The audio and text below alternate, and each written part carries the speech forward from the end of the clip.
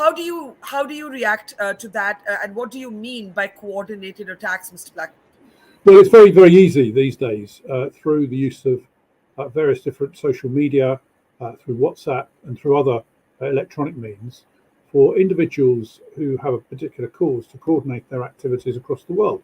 Clearly, the fact that these activities and these disgraceful attacks seem to have occurred over the weekend, that appears to me like a coordinated series of activities. Now, the individuals involved, we clearly have to identify, isolate, and arrest. And now I understand that in India, this organisation is indeed a banned organisation, and therefore we, as friends of India, need to now review the position on these organisations. And where there's more than one organisation, then let's look at the multiplicity of these organisations to see if they are a threat to our security. They're clearly banned in India, and therefore our friends around the world should all be looking to say, well, if India has banned them, so should we, which would make it then illegal to belong to one of these organisations.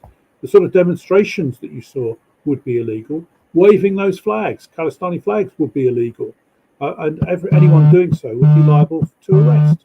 Now, I think that is something that the British government now needs to take on board. Our Home Office needs to look at this in detail, and indeed our people right across the board should be saying, this is unacceptable, we are not going to accept it. And equally, making sure that people do take on board the fact of these demonstrations must not be allowed to turn into what we're seeing, which is violent protests, criminal damage being committed, and indeed possible terrorism being committed across, and a threat to the security of our countries. You made a really significant point there, Mr. Blackman. You've actually said that if India considers these organizations to be worthy of banning, that's something that the United Kingdom needs to be looking at. That's point one. And that maybe you should be looking at, when I say you, I mean the United Kingdom, should be looking at banning these groups as well, point one. Point two, how do you identify the security lapse that you said clearly took place? Well, I mean, clearly, I don't have the information that says that our security forces knew about what was going on when that was going on. The question I then ask is, why didn't you know? Because it's this, as I say, this is coordinated. I think these demonstrations have been advertised in advance, and normally when these are advertised in advance, the police have a way of monitoring them to see if they pose any threat. Now, clearly here, this turned from a demonstration into violence. Under those circumstances, the police should have been aware of it. They should have been aware of the activity of these sort of individuals before, and known that they should have a police presence outside the High Commission to both monitor what was going on and prevent any damage to the Commission. The High Commissioner has been forthright in saying to us as members of Parliament last night, and indeed to our Home Secretary, that what happened is absolutely unacceptable. India is not going to tolerate it, nor should they. And we need to make sure that at these such meetings, we can speak freely and make sure that action is taken.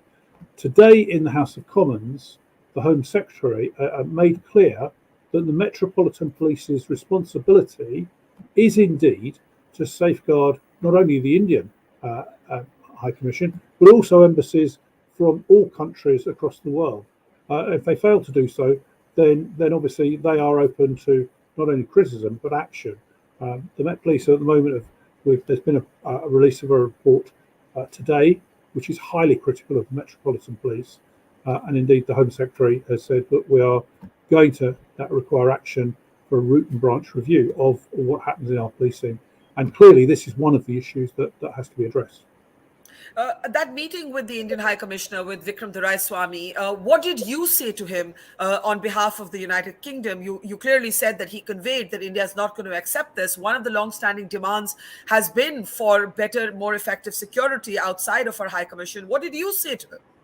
Well, I made clear that from my perspective and from all the parliamentarians that were present yesterday in our meeting, our sympathy for what had happened, obviously, our feelings of support for the security guards who've been injured, and the absolute unacceptability of what happened, and the bravery of the individuals within the High Commission who, when the flag was taken down, as you quite rightly said at the beginning of this particular programme, they put up an even bigger flag, making sure that they demonstrated the fact that India was not going to kowtow to these Khalistanis, nor should they. I think that's exactly the right sort of statement that I would expect to see from the officials within the Indian High Commission, and all power to their elbow, frankly, for doing this. I also made clear to the High Commissioner last night that we will be raising this directly with the Home Secretary and with other government officials to make sure that prompt action is taken.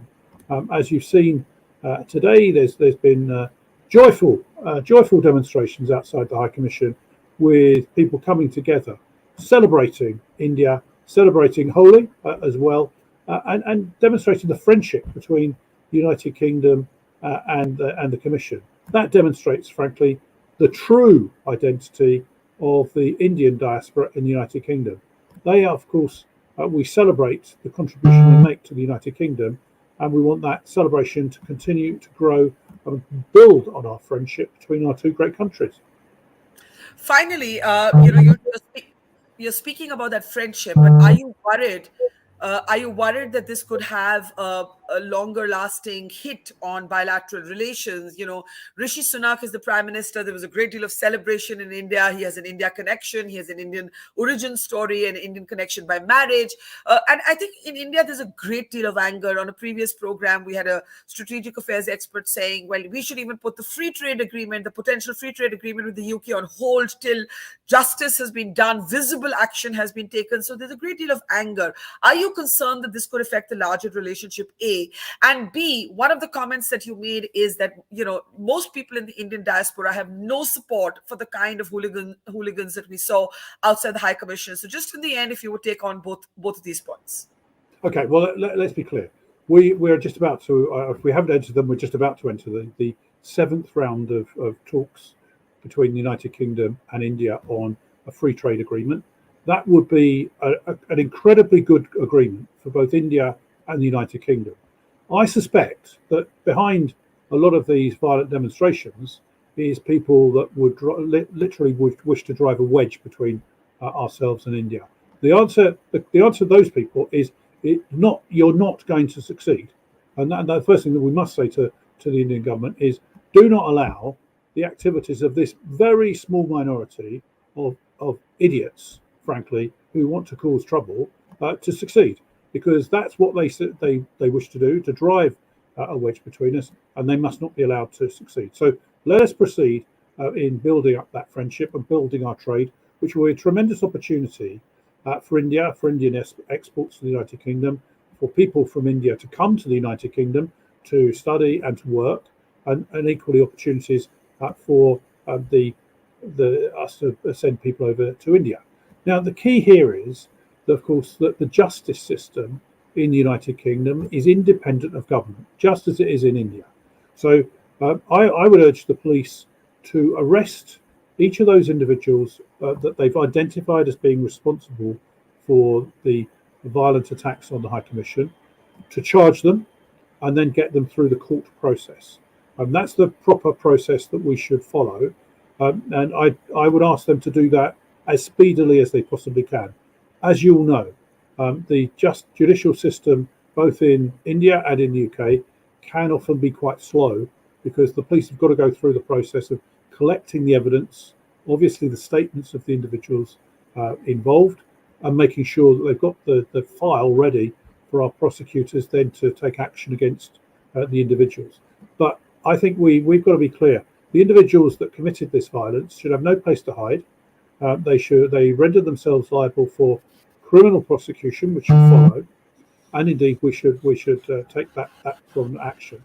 We should also say, and I think this is the other aspect, you quite rightly say, Rishi Sunak is our first Prime Minister of Indian origin, is a great boon, I think, to not only to India but to the Indian diaspora in the United Kingdom. He understands India, he understands the diaspora, and he understands the hurt that is going on right now in India because of these senseless attacks from these individuals that must not be allowed to succeed.